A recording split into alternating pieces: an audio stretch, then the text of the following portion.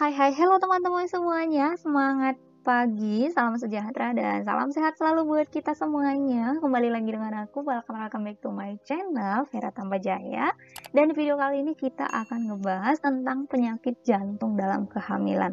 Nah, di video kali ini kita akan membahas soal atau latihan soal ya teman-teman. Oke, supaya lebih paham lagi, kita langsung aja ke kasusnya. Oke, seperti biasa aku di sini punya satu kasus, tapi untuk beberapa pertanyaan ya teman-teman. Nah, di sini 4 pertanyaan aja. Kita langsung baca pertanyaan yang nomor 1. Apakah diagnosa yang tepat pada Nyonya R? Oke, nah di sini di kasusnya dibilang dia datang ke BPM, kemudian ini kehamilan kedua tidak pernah keguguran, usia kehamilannya 30 minggu.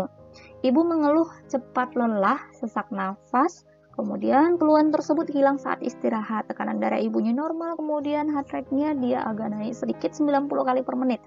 Pemeriksaan fisiknya dapatkan palpitasi dan odem pada ekstremitas atas dan bawah.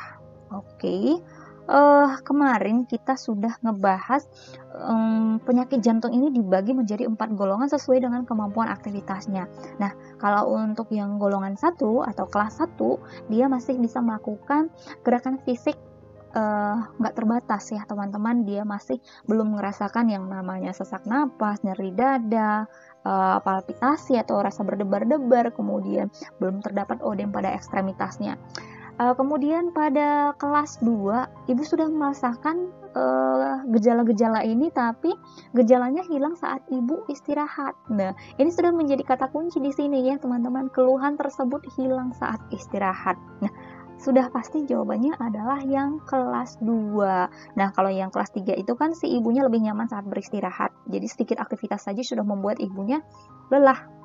Jalan ke kamar mandi, jalan ke dapur, si ibunya udah lelah. Kemudian kalau untuk kelas 4-nya si ibu sudah hanya berbaring di tempat tidur saja. Kalau untuk kelas 2 masih hilang keluhannya saat si ibunya istirahat. Jadi jawabannya yang paling benar adalah yang C, penyakit jantung kelas 2. Oke, next. Untuk pertanyaan nomor 2, usia kehamilan berapa yang merupakan masa berbahaya bagi bayi Nyonya R?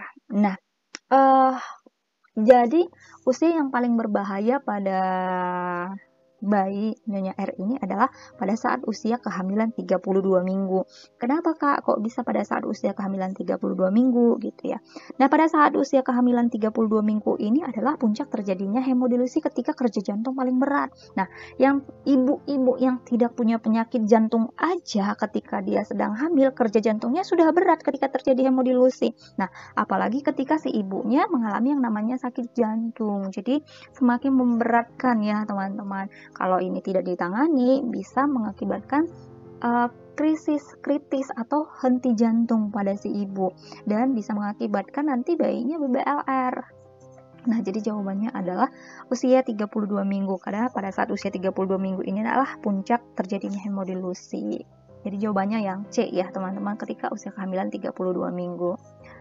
Oke, next. Untuk nomor 3, resiko apakah yang dapat terjadi pada bayi Nyonya R? Nah, jawabannya adalah intrauterine growth restriction. Jadi, pertumbuhan janinnya terhambat. Nah, tadi kan sudah dibilang, ketika si ibunya ini penyakit jantung dan di usia 32 minggu itu adalah yang paling berat. Jadi ini memang memberatkan dan melambatkan kerja jantung ibu. Jadi jika berlangsung lama, asupan oksigennya nggak lancar nanti ke bayinya. Jadi ketika bayi tidak lancar, tidak optimal ke bayinya, efeknya bisa menjadi IUGR, intrauterine growth restriction. Jadi kerja jantungnya nggak optimal, jadi aliran oksigennya nggak optimal ke janinnya, jadi bayinya bisa BBLR, bayi berat lahir rendah. Kenapa dia bisa bayi berat lahir rendah? Karena dia terganggu pertumbuhan janinnya terhambat. Jadi ketika lahir pun nanti bisa jadi si bayinya hipoksia. Jadi jawabannya adalah IUGR ya teman-teman. Kemudian yang terakhir nomor 4, apakah tata laksana yang tepat pada Nyonya R? Nah, ini sudah bukan wewenangnya kita lagi kalau di BPM. Nah, di sini dibilang ibunya datang ke BPM. Jadi ini sudah harus kita rujuk ya, teman-teman. Oke. Langsung aja kita cari opsinya. Nah, di sini adalah merujuk ke dokter SPOG. Jadi ini yang patologi nggak ada wewenangnya kita di sini ya teman-teman. Jadi langsung aja kita rujuk, kita dampingi ke dokter SPOG. Nggak ada istilah memberikan obat jantung gitu ya teman-teman, nggak ada. Jadi langsung kita rujuk. Ini jawabannya adalah yang A, merujuk ke dokter spesialis obgyn. Biar nanti ketika sudah sampai di rumah sakit, biar pihak di rumah sakit nanti yang berkolaborasi dengan tim dokter lainnya ya teman-teman. Jadi jawabannya adalah yang A. Oke. Gampang ya teman-teman. Semoga walaupun materinya singkat, contoh soalnya hanya 4 pertanyaan, semoga sudah semakin paham. Nanti teman-teman juga semoga sudah bisa buat contoh kasus sendiri. Nah, segitu dulu. Terima kasih buat teman-teman yang sudah mampir di channel ini dan sudah tonton videonya sampai habis. Kalau suka boleh di like dan di share ke sosial media yang teman-teman punya. Dan kalau mungkin masih ada pertanyaan, boleh tinggalkan pertanyaannya di kolom komentar. Nanti aku balas, kita bahas ya teman-teman. Kalau penasaran dengan video selanjutnya yang bakalan aku bahas di channelnya aku dan gak mau ketinggalan videonya, boleh ditekan tombol subscribe-nya, bunyikan juga loncengnya supaya teman-teman nanti ternotifikasi. Oke, segitu dulu. Tetap semangat, salam sejahtera, sehat selalu, salam kompeten, sehat-sehat buat ibu-ibu yang sedang mengandung. Sehat-sehat semuanya.